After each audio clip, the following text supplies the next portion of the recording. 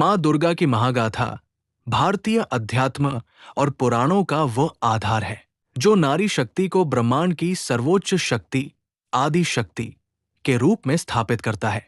आदि शक्ति का प्राकट्य और ब्रह्मांड की उत्पत्ति। सृष्टि की रचना से पहले केवल अंधकार और शून्य था। उस समय केवल आदि शक्ति का अस्तित्व था। जब सृष्टि की रचना का विचार आया तो शक्ति ने स्वयं को विभिन्न रूपों में विभाजित किया। उन्होंने ही ब्रह्मा, विष्णु और महेश को उनके उत्तरदायित्व सौंपे। मां दुर्गा कोई साधारण देवी नहीं, बल्कि स्वयं प्रकृति और पुरुष का मिलन है।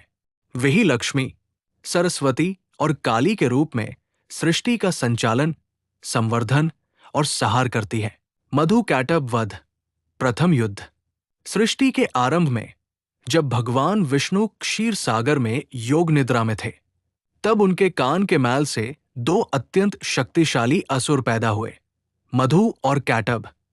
इन असुरों ने ब्रह्मा जी को देखा और उन्हें मारने के लिए दौड़े। ब्रह्मा जी ने घबराकर विष्णु जी को जगाने का प्रयास किया, लेकिन वे योग निद्रा, जो स्वयं महामाया दुर्गा का एक रूप है, के वश में थे। ब्रह्मा जी ने रात्रि सूक्त के माध्यम से मां महामाया की स्तुति की। मां प्रसन्न हुई और विष्णु जी की आंखों से ओझल हो गई, जिससे उनकी निद्रा टूट गई। विष्णु जी और असुरों के बीच 5000 वर्षों तक युद्ध चला। अंत में मां महामाया ने असुरों की बुद्धि भ्रष्ट कर दी। असुरों ने घमंड में आकर विष्णु जी से कहा, हम तुम्हारी वीरता से प्रसन्न हैं, हमसे कोई वरदान मांगो। विष्णु जी ने चतुराई से कहा, यदि तुम प्रसन्न हो तो मेरे हाथों तुम्हारा वध हो। असुरों ने देखा कि चारों ओर जल ही जल है, तो उन्होंने शर्त रखी, हमारा वध वही हो जहां सूखा हो, जल न हो। तब विष्णु जी ने उन्हें अपनी जांग पर रखकर उनका वध कर दिया। ये मां की शक्ति का पहला परिचय था। महिषासुर का आतंक और देवताओं की पुकार। समय बीता और असुर राज महिषासुर का जन्म हुआ। उसने ब्रह्मा जी की तपस्या कर वरदान पाया था कि उसकी मृत्यु केवल एक स्त्री के हाथों होगी। उसे विश्वास था कि कोई भी स्त्री उसका मुकाबला नहीं कर पाएगी। उसने स्वर्ग पर अधिकार कर लिया और देवताओं को अपमानित कर निकाल दिया। अष्टादशभुजा मां दुर्गा का स्वरूप। महारण्य में वह सारा तेज पुंज एक होकर एक दिव्य नारी के रूप में परिवर्तित हो गया। भगवान शिव के तेज से मां का मुख बना, यमराज के तेज से उनके बाल बने, विष्णु के तेज से उनकी भुजाएं बनी, चंद्रमा के तेज से उनके वक्षस्थल बने, इंद्र के तेज से उनकी कटी, कमर बनी। देवताओं ने अपने दिव्य अस्त्र मां को सौंपे।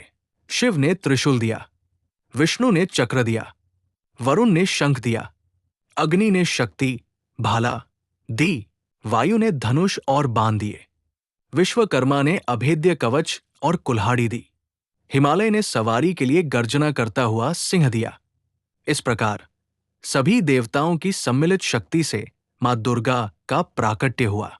उनकी 18 भुजाएं थी और उनकी आभा से 10 दिशाएं प्रज्वलित हो उठीं।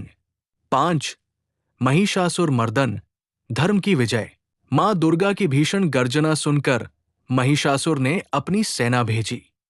मां ने अकेले ही महिषासुर की करोड़ों की सेना का विनाश कर दिया। चिक्षुर, चामर, उदग्र और महानु जैसे पराक्रमी असुर मां के सिंह और उनके शस्त्रों द्वारा मारे गए। अंत में महिषासुर स्वयं युद्ध भूमि में आया। वो अपनी माया से रूप बदलने लगा।